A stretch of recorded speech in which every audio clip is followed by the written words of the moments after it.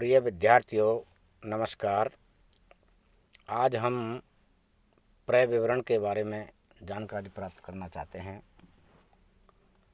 मैं आपको क्रय विवरण के बारे में विस्तार से बताने से पूर्व यह जानकारी देना चाहता हूँ कि परीक्षा की दृष्टि से यह अध्याय बहुत अति महत्वपूर्ण है और ज़्यादातर विश्वविद्यालय परीक्षाओं में इस अध्याय में से प्रश्न पत्र पूछे जाते हैं। तो क्रय विवरण क्या है, इसकी क्या परिभाषा है और इसे कैसे बनाया जाता है और कौन सी कंपनी इसको बनाती है, कौन सी कंपनी के द्वारा इसे नहीं बनाया जाता है।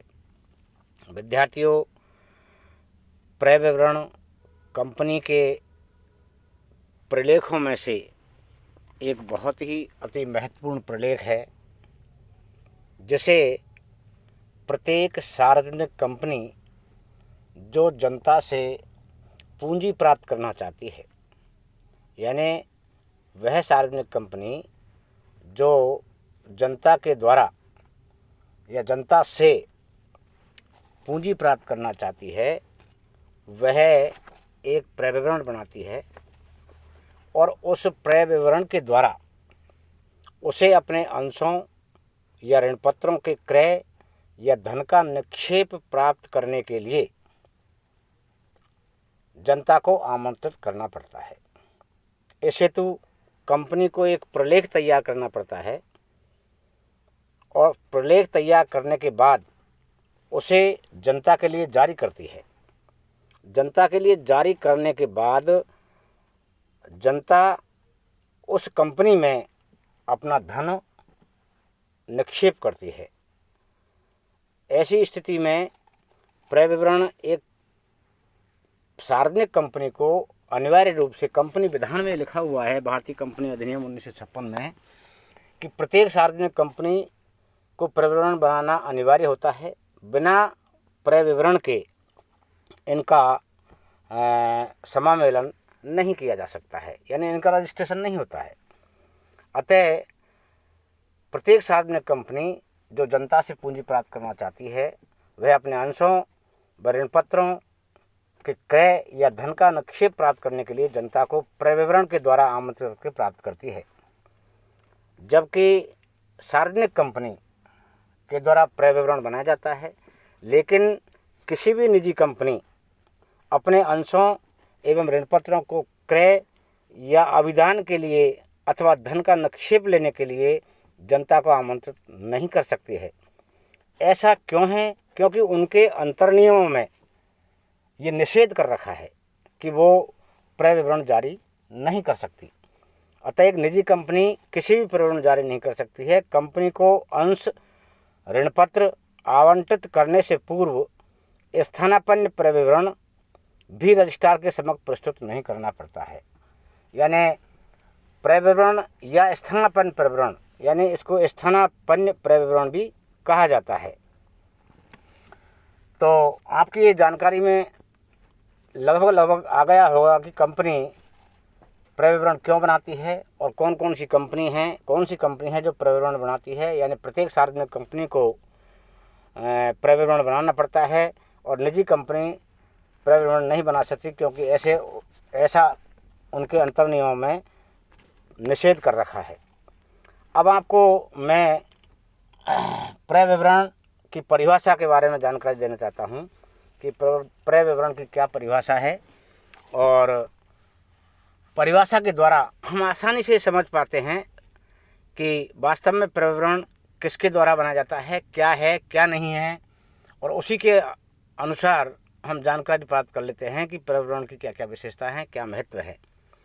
तो भारतीय कंपनी अधिनियम 1956 में कंपनी को क्रय विवरण बनाना पड़ता है और उस क्रय विवरण बनाने के लिए जो परिभाषाएं दी गई है भारतीय कंपनी अधिनियम 1956 की धारा 236 के अनुसार, क्रय विवरण से आशय किसी ऐसे प्रपत्र से है जिसे क्रय विवरण की तरह से वर्णित अथवा निर्गमित किया गया है, जिसमें किसी प्रकार का सूचना पत्र या नोटिस परिपत्र, विज्ञापन या अन्य प्रपत्र सम्मिलित है जो जनता से जमाएं आमंत्रित करता है, अथवा जो किसी समामेलित संस्था के अंशों एवं ऋणपत्रों के क्रय अथवा आविदान के लिए जनता से प्रस्ताव आमंत्रित करता है। यानी स्पष्ट है, ये आपकी समझ में आ गई होगी कि क्रय विवरण किसे कहा जाता है। क्रय विवरण ऐसा प्रपत्र है जो कंपनी द्वारा तैयार किया जाता है और इसमें किसी प्रकार की सूचना हो सकती है, परिपत्र हो सकते हैं, विज्ञापन हो सकता है, जो जनता से जमाएं आमंत्रित करता है, यानी जमा करने के लिए, धनराशि जमा करने के लिए आमंत्रित करता है, और जो किसी समामेलित संस्था के अंशों एवं ऋणपत्रों के क्रय अथवा आविदान के लिए भी जनता से प्रस्ताव प्राप्त करते हैं, उसे क्रय विवरण कहा जाता है। परिभाषा के आधार पर भी हम इसकी विशेषताओं का उल्लेख कर सकते हैं, लेकिन मैं आपको बताना चाहता हूं कि मुख्य मुख्य जो विशेषताएं हैं, इसकी विशेषताएं परीक्षा की दृष्टि में आपसे कभी विशेषता भी पूछ लिया जाता है, उससे लक्षण भी पूछ लिए जाते हैं, उसकी प्रकृति भी पूछ ली जाती है। बात एक ही है, शब्दों का जरूर अलग है, लक्षण, विशेषताएं और प्रकृति सब एक ही चीज़ है। तो इसकी मुख्य विशेषता है कि क्रय विवरण एक प्रलेख है, यानी डॉक्यूमेंट्स है, प्रपत्र है। दूसरा है, यह किसी सूचना पत्र भी हो सकता है, परिपत्र भी हो सकता है, विज्ञापन के रूप में भी जारी किया जा सकता है, जिसमें कंपनी अपने अंशों एवं ऋणपत्रों को क्रय करने हेतु जनता को आमंत्रण करती है, उनको निमंत्रण देती है कि आप हमारे कंपनी के अंश एवं ऋणपत्रों को क्रय करिए। यानी कंपनी पूंजी प्राप्त करने के लिए ऐसा बहुत जारी कर सकती है। और प्रत्येक सार्वजनिक कंपनी, यानी उसकी परिभाषा में लिखा हुआ है क्रय विवरण की में कि प्रत्येक सार्वजनिक कंपनी को क्रय विवरण बनाना अनिवार्य होता है। क्रय विवरण के बिना कंपनी अधिनियम के अंतर्गत उसका पंजीयन नहीं हो सकता है, जबकि निजी कंपनी कभी क्रय विवरण न तो बना सकती क्यों और न तैयार करती, क्योंकि उनके अंतर्नियमों में ऐसा लिखा हुआ है या निषेध कर रखा है उनको बनाने के लिए। नेक्स्ट है, वह किसी सार्वजनिक कंपनी द्वारा जनता को दिया गया निमंत्रण है। यानी सार्वजनिक कंपनी जनता को एक निमंत्रण देती है कि आप हमारे यहाँ पर हमारे अंशों एवं ऋणपत्रों को क्रय करने के लिए प्रस्ताव है, और आप जनता उस अंशों एवं ऋणपत्रों को क्रय करके लेती है और कंपनी में धनराशि का विनियोग करती है। नेक्स्ट है, यह किसी समामेलित संस्था द्वारा सार्वजनिक जमाओं को आमंत्रित करने के लिए जारी किया जा सकता है। क्रय विवरण पर तिथि लिखी होती है, यानी उस पर डेट लिखा हुआ होता है, जैसे सामान्यतः क्रय विवरण जारी करने की तिथि माना जाता है। Date of issue of prospectus. क्रय विवरण का प्रत्येक संचालक अथवा प्रस्तावित संचालक के हस्ताक्षर होने आवश्यक है। यानी इस विशेषता में साफ है कि जब प्रोस्पेक्ट्स जारी किया जाता है, क्रय विवरण जारी किया जाता है, तो प्रत्येक संचालक और प्रस्तावित संचालक के हस्ताक्षर होना अनिवार्य होता है। ये इसकी विशेषताएं हैं। अब मैं आपको क्रय विवरण का पंजीयन एवं निर्गमन कैसे किया जाता है, यानी क्रय विवरण कैसे तैयार किया जाता है, कैसे बनाया जाता है, कैसे उसका निर्गमन होता है, तो इस क्रय विवरण का एक महत्वपूर्ण प्रलेख है, जिसे पंजीयन के बाद, यानी भारतीय कंपनी अधिनियम के अंतर्गत क्रय विवरण का पंजीयन होने के बाद ही जनता को जारी किया जा सकता है। उससे पहले वो किसी भी स्थिति में जारी नहीं किया जा सकता है। और इसके प्रमुख रूप से 3 उद्देश्य होते हैं। 3 उद्देश्य कौन कौन से होते हैं? कंपनी द्वारा जारी किए जाने वाले अंशों, ऋणपत्रों या प्राप्त की जाने वाले जमाओं की शर्तों एवं नियमों का प्रमाणित अभिलेख जनता को उपलब्ध कराना, मेन उद्देश्य होता है।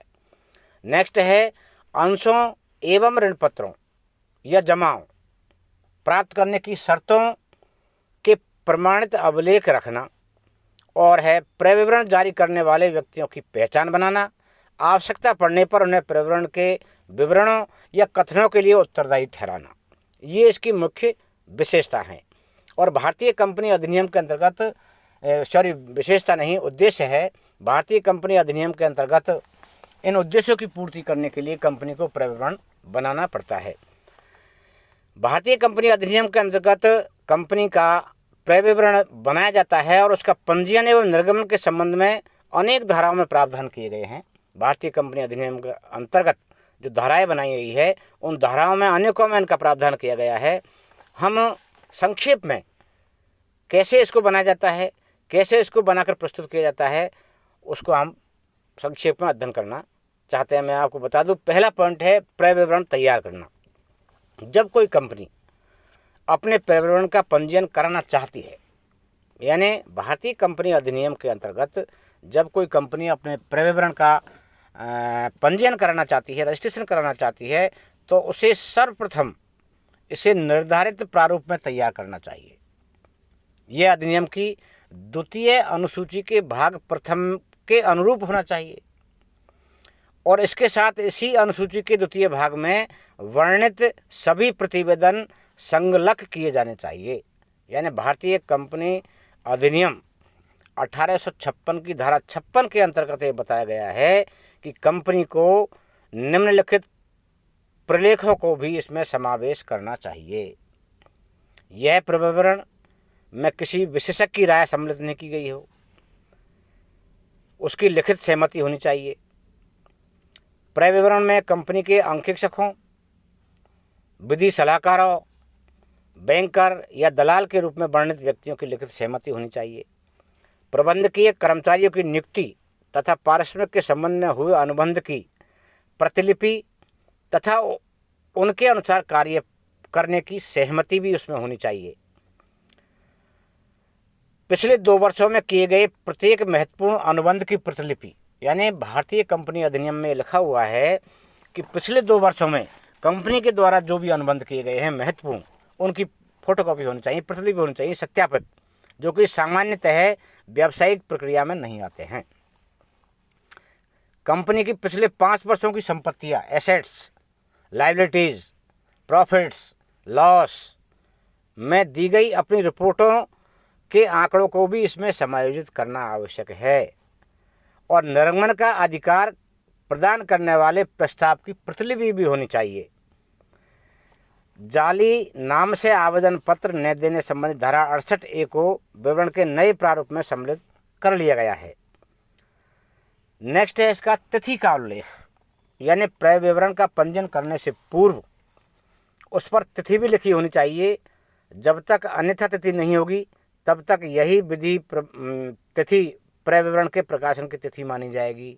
यदि उसमें तिथि अंकित नहीं की गई है कि कब से क्रय विवरण लागू माना जाए, तो जो जारी होगा उस दिनांक को ही वो क्रय विवरण की प्रकाशन की तिथि मानी जाएगी। नेक्स्ट है संचालकों के हस्ताक्षर। यदि पंजीयन किसी भावी कंपनी द्वारा निर्मित किया जा रहा है तो क्रय विवरण पर उसके प्रस्तावित संचालकों, यानी भविष्य में किसी कंपनी का हम निर्माण करना चाहते हैं और उसका प्रविवरण तैयार कर रहे हैं, तो भावी कंपनी के रूप में उनके प्रविवरण पर हस्ताक्षर करने वाले संचालकों या उसके अधिकृत प्रतिनिधियों, ऑथराइज जो एजेंट होते हैं, द्वारा हस्ताक्षर किए जाने चाहिए। विद्यमान कंपनी की दशा में कंपनी के प्रत्येक संचालक अथवा प्रस्तावक संचालक अथवा उसके अधिकृत प्रतिनिधि के हस्ताक्षर होना चाहिए, जिसका नाम व विवरण दिया होना चाहिए। ये भारतीय कंपनी अधिनियम 1956 की धारा 60 में इसका उल्लेख किया गया है। नेक्स्ट है सेबी से जांच कराना। क्रय विवरण का पंजीयन करने से पूर्व सेबी अर्थात भारतीय प्रतिभूति एवं विनिमय बोर्ड, सेबी के द्वारा क्रय विवरण की पूर्णतः जांच की जानी चाहिए और जांच करने के बाद उसका अनुमोदन कराना अनिवार्य है। सेबी क्रय विवरण का अनुमोदन तभी करता है जबकि कंपनी के ने उसके द्वारा निर्मित बातों का या तथ्यों का प्रविवरण में उल्लेख किया गया हो। ध्यान रहे कि प्रविवरण की जांच या अनुमोदन के बाद भी सेबी अपने वर्णित बातों के लिए उत्तरदायी नहीं होती है। नेक्स्ट है रजिस्ट्रार को प्रविवरण प्रस्तुत करना, यानी ये सब चीज़ बात होने के बाद में रजिस्ट्रार के यहाँ उपरोक्त वर्णित सभी बात पूरी हो जाने के बाद में सेबी से अनुमोदन के पश्चात रजिस्ट्रार के पास उस क्रय विवरण को पंजीयन के लिए प्रस्तुत करना होता है। क्रय विवरण उस पर अंकित तिथि को अथवा उससे पूर्व ही प्रस्तुत करना चाहिए। नेक्स्ट है क्रय विवरण की प्रत्येक प्रति पर प्रस्तुतिकरण का उल्लेख होना चाहिए। जनता को जारी की जाने वाली क्रय विवरण की प्रत्येक प्रति, यानी जनता को जो जारी अपन करते हैं क्रय विवरण की प्रति अपने अंशों ऋण पत्रों को क्रय करने के लिए, उस पर इस बात का भी उल्लेख होना चाहिए कि क्रय विवरण पंजीयन के लिए रजिस्ट्रार के पास प्रस्तुत किया जा चुका है। इसके अतिरिक्त प्रत्येक क्रय विवरण में उन सभी प्रपत्रों का भी स्पष्ट उल्लेख होना चाहिए जिसको क्रय विवरण के साथ संलग्न किया गया हो रजिस्ट्रार के यहाँ पंजीयन हेतु। नेक्स्ट है क्रय विवरण के पंजीयन से इनकार करना। कंपनी का रजिस्ट्रार कंपनी के क्रय विवरण का पंजीयन करने से इनकार भी कर सकता है यदि कंपनी द्वारा अधिनियम की व्यवस्थाओं का जो ऊपर उल्लेखित अपन ने की गई है उनका पालन यदि नहीं किया जाता है, या आप यूँ मानिए दूसरे शब्दों में यदि क्रय विवरण पर तिथि न लिखी हो, हस्ताक्षर नहीं हो, आवश्यक प्रपत्र संलग्न नहीं हो, तो रजिस्ट्रार क्रय विवरण के पंजीयन करने से इनकार कर सकता है। भारतीय कंपनी अधिनियम 1956 की धारा 63 के अंतर्गत इसका उल्लेख किया गया है। नेक्स्ट है निर्दिष्ट 90 दिनों में क्रय विवरण जारी करना। क्रय विवरण को पंजीयन के लिए सौंपने की तिथि से 90 दिनों के भीतर ही जनता को जारी कर देना चाहिए। यदि इस अवधि के बाद उस क्रय विवरण को जारी किया जाता है तो ये माना जाता है कि क्रय विवरण कभी भी पंजीयन के लिए प्रस्तुत नहीं किया है। यानी क्रय विवरण को 90 दिन पंजीयन के लिए सौंपे जाने से, जहाँ पर रजिस्ट्रार के यहाँ अपन पंजीयन को सौंपते हैं, उसके 90 दिन के भीतर इसको जनता के लिए जारी कर देना चाहिए। यदि इस अवधि के बाद उस विवरण को जारी किया जाता है तो ये माना जाता है कि कंपनी क्रय विवरण पंजीयन के लिए प्रस्तुत नहीं किया है। दूसरे शब्दों में 90 दिनों के बाद पंजीयन रद्द हो जाता है। पंजीयन की व्यवस्थाओं का पालन न करने पर दंड। यदि कोई कंपनी क्रय विवरण के पंजीयन संबंधी उपरोक्त वर्णित व्यवस्थाओं का पालन नहीं करती है और क्रय विवरण जारी कर देती है तो कंपनी तथा जानबूझकर ऐसे विवरण जारी करने से संबंधित प्रत्येक पक्षकार को 50,000 रुपये तक के जुर्माने से दंडित किया जा सकता है। नेक्स्ट है आवेदन पर क्रय विवरण की प्रति उपलब्ध कराना। कंपनी को प्रत्येक आवेदन फॉर्म के साथ अब क्रय विवरण की प्रति नहीं देनी होती है। कंपनी को प्रत्येक आवेदन फॉर्म के साथ क्रय विवरण की प्रति नहीं देनी पड़ेगी। यदि कोई व्यक्ति क्रय विवरण की प्रति के लिए आवेदन करता है अलग से, तो कंपनी की अविदान सूची बंद होने से पहले उसे उपलब्ध करेगी, परंतु प्रत्येक कंपनी को अब अपने अंशों एवं ऋणपत्रों के आवेदन फॉर्म के साथ क्रय विवरण की प्रमुख विशेषता युक्त क्रय विवरण आवश्यक रूप से संलग्न करना पड़ेगा। यानी 56(3) इसे भी संक्षिप्त क्रय विवरण भी कहते हैं, यानी इसे संक्षिप्त क्रय विवरण भी कहा जाता है। किंतु यदि कोई आवेदन फॉर्म निम्नलिखित परिस्थितियों में जारी किया जाता है तो उसके साथ ऐसा विवरण या प्रविवरण उपलब्ध करने की आवश्यकता नहीं होती है। मान लीजिए कि यदि कोई आवेदन फॉर्म नीचे जो हम बताएंगे या अध्ययन करेंगे उन परिस्थितियों में जारी किया जाता है तो उसमें प्रविवरण उपलब्ध कराने की आवश्यकता नहीं है। जब किसी व्यक्ति को अंश अथवा ऋणपत्रों के अभिगोपन का ठहराव करने हेतु सद्भावनापूर्ण निमंत्रण दिया गया हो, ये क्रय विवरण तैयार करने के लिए महत्वपूर्ण बिंदु हैं कि क्रय विवरण को तैयार करके और उसका पंजीयन कैसे करते हैं, उसका निर्गमन कैसे करते हैं, उन सभी शर्तों का पालन करने के बाद ही कंपनी अपने क्रय विवरण का रजिस्ट्रेशन कराती है, फिर उसको जारी करती है। जारी भी अपने अंशों में ऋणपत्रों या निक्षेपों को प्राप्त करने के लिए या जनता से धन जमा करने के लिए, पैसा प्राप्त करने के लिए, कंपनी का संचालन करने के लिए ऐसे क्रय विवरण को जारी करके और उनको आमंत्रित करती है कि आप हमारे यहाँ पर जो पैसा है उसको इन्वेस्ट करिए अंशों या ऋणपत्रों को क्रय करने के लिए। तो भारतीय कंपनी अधिनियम के अंतर्गत क्रय विवरण एक बहुत बड़ा महत्वपूर्ण प्रलेख है, जिसे कैसे तैयार किया जाता है, क्या इसकी विशेषताएं हैं, क्या इसका अर्थ है, परिभाषा है, उसके बारे में मैंने आपको विस्तार से बताया है। अब आगे जो भी है वो कल आपको मैं जो अध्ययन करवाऊँगा। धन्यवाद।